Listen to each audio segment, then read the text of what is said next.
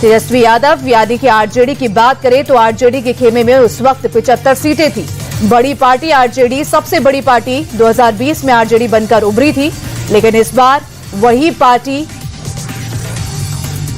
33 सीटों पर ही सिमटती हुई नजर आ रही है। 15 सीटों के अंतर था और हालांकि महागठबंधन को यह लग रहा था कि वो 15 जो सीट है उन सीटों को वो उसकी भरपाई करेंगे, उन सीटों पर वो जीत हासिल करेंगे और जीत इस बार महागठबंधन की होगी। हालांकि कई बड़े दावे भी किए गए और महागठबंधन आश्वस्त था अपनी जीत को लेकर। आप सभी को बता दें कि महागठबंधन ने सीएम फेस की तो अनाउंसमेंट कर ही ली थी, लेकिन डिप्टी सीएम का फेस यानी कि मुकेश सहनी को डिप्टी सीएम का फेस बनाया था कि अगर महागठबंधन जीतती है बिहार चुनाव तो डिप्टी सीएम मुकेश सहनी बनेंगे, तो वहीं सीएम फेस होगा हमारा तेजस्वी यादव। लेकिन अब महागठबंधन का यह सपना ही नजर आ रहा है और जिस तरीके से एनडीए ने स्पष्ट ये संकेत दे दिया अपने रुझानों से कि बिहार का मतलब नीतीश कुमार, बिहार का मतलब एनडीए। और अब इस बार यानी कि साल 2025 में बीजेपी सबसे बड़ी पार्टी बनकर अभी तक उभर रही है। रुझानों की बात करें तो जिस तरीके से गिनती के हर राउंड के साथ बीजेपी की सीटें जो है बढ़ रही है और रुझान साफ तौर पर एनडीए की ओर झुकता हुआ एक तरफा रुझान जो है साफ नजर आ रहा है।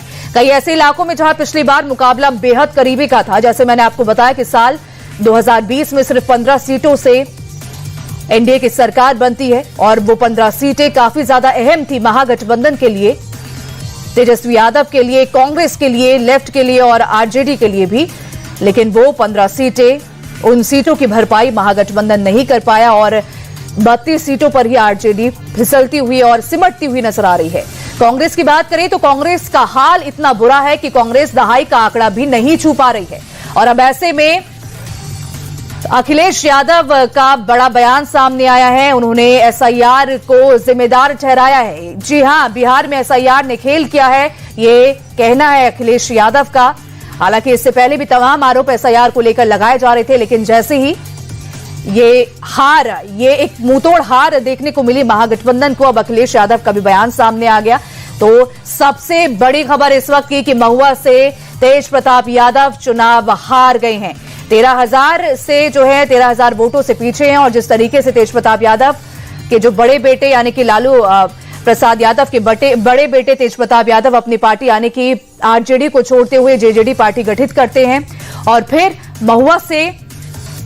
महुआ सीट से उतरते हैं, लेकिन आरजेडी को छोड़ने का कोई भी फायदा तेज प्रताप यादव को नहीं मिला।